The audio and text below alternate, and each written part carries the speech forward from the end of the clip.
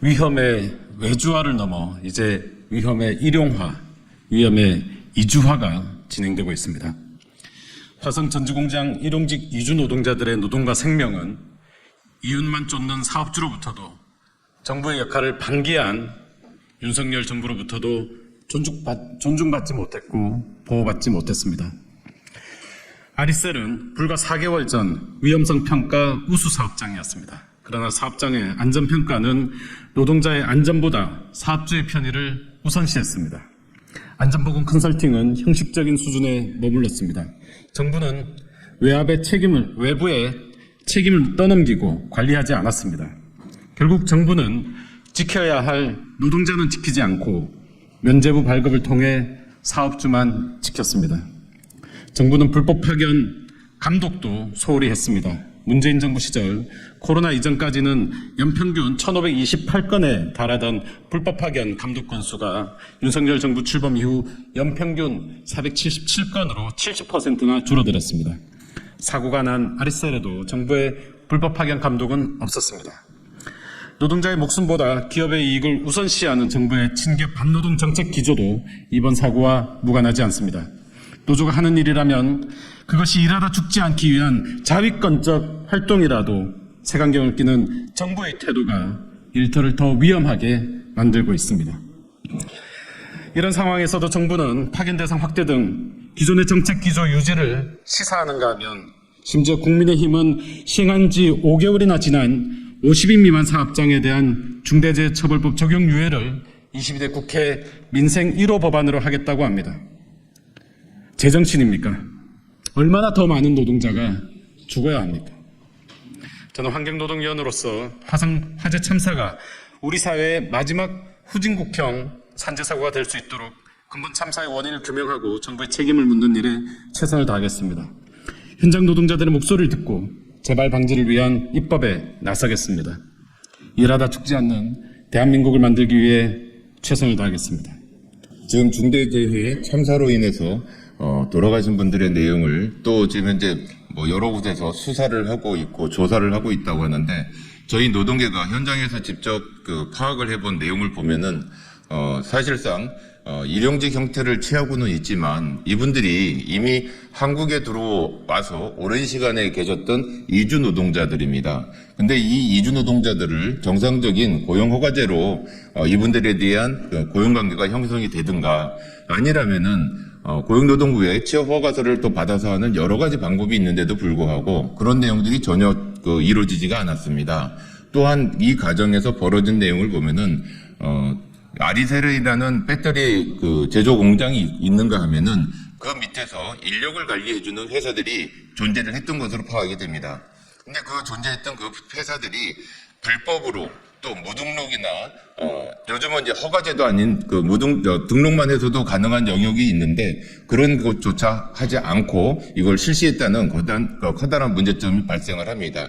어떻게 보면은 이 노동에 관련된 내용들이 과거에는 노동 속으로만 들어갔지만 이제는 서서히 고용이라는 형태 속에서 분석을 통해서 문제가 무엇인지를 찾아봐야 될 그런 시간이 된 것으로 봅니다. 그 속에서의 중대재해가 어떻게 참사로 벌어졌는지 분석을 통해서 해야 되겠기에 특히나 무등록, 무허가, 불법이 남부하는 대한민국은 고용 시스템조차 우리나라에 존재하지 못한다는 그런 아픔의 간격이 될 것이라 봅니다. 지난 6월 24일 경기도 화성에 소재한 배터리 생산업체 아리셀에서 발생한 리튬 배터리 폭발 사고는 결과적으로 총 23명의 노동자의 목숨을 잃었고 8명의 노동자가 부상을 입은 대형 중대재해 사고였습니다. 이는 단순한 사고를 넘어 우리 사회가 가지고 있는 구조적 문제와 막을 수 있었던 인재였음을 여실히 드러내는 비극적인 사건이었습니다. 이번 사고는 산업안전보건법 제5조의 사업주의 안전조치 의무가 지켜지지 않았고 제38조에서 명시한 노동자의 생명보호를 위한 안전조치조차 철저히 무시되었음을 보여주고 있습니다. 특히 사망자 중에서 상당수가 이주 노동자였는데 고용허가제에 따른 적법한 고용관계도 이루어지지 않았습니다. 불법 도급과 파견의 관행이 만연한 그런 상황이었기 때문에 가능한 참사였고 이는 고용 서비스 시스템에서 무력화가 된 상황임을 말해주고 있는 반증입니다. 이번 사고는 사망자의 신원을 확인하는 데 사흘이나 걸릴 정도로 심각했으며 결국 DNA 검사를 실시하고 나서야 겨우 사망자의 신원을 확인할 수 있었습니다.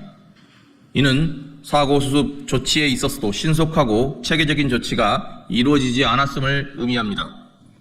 또한 작금에도 불법 도급과 인력 파견 업체들이 산업안전 체계를 훼손하고 퇴직금과 임금 착지를 여전히 일삼고 있습니다.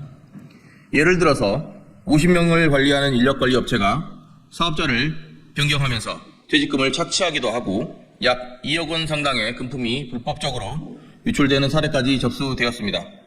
이는 근로기준법 제36조 퇴직 시의 금품 청산과 근로자 퇴직급여 보장법 제9조를 명백히 위반한 것입니다.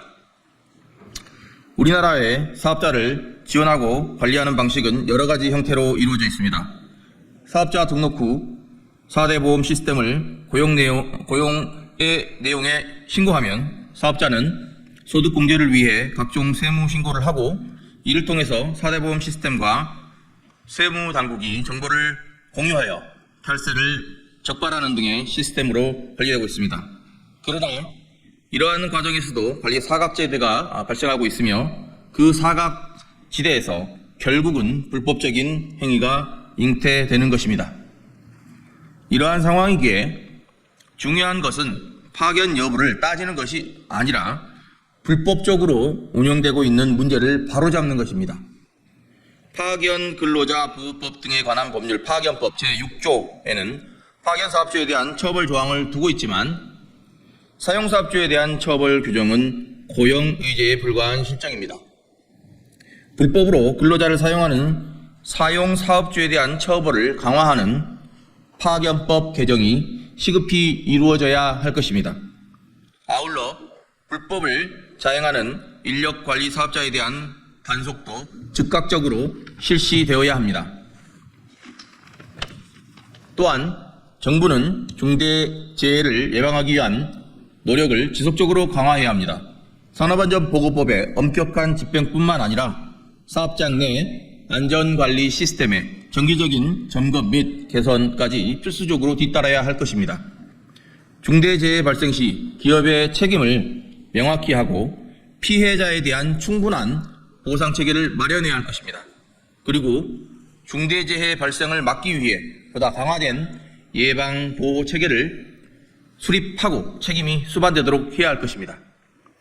구체적으로는 산업안전공단의 안전문화 확산 공모사업을 다시 재개하고 현장의 산업재해 예방 활동을 적극적으로 지원해야 합니다. 예산 삭감으로 인해서 이 사업이 중단된 것은 매우 유감스러운 일이며 이는 사회적 불감증을 더욱 증폭시킨 결과가 되었습니다. 정부는 이 사업을 포함해서 다양한 예방 프로그램을 확대하고 현장 근로자들의 안전을 최우선적으로 고려해야 합니다. 국민 여러분, 우리는 더 이상 노동자의 생명이 희생되는 것을 용납해서는 안 됩니다. 우리에게는 안전한 일터와 정의로운 사회를 만들기 위한 실질적이고 강력한 대책이 반드시 필요합니다. 여러분, 여러분의 힘과 목소리로 우리 함께 해주십시오.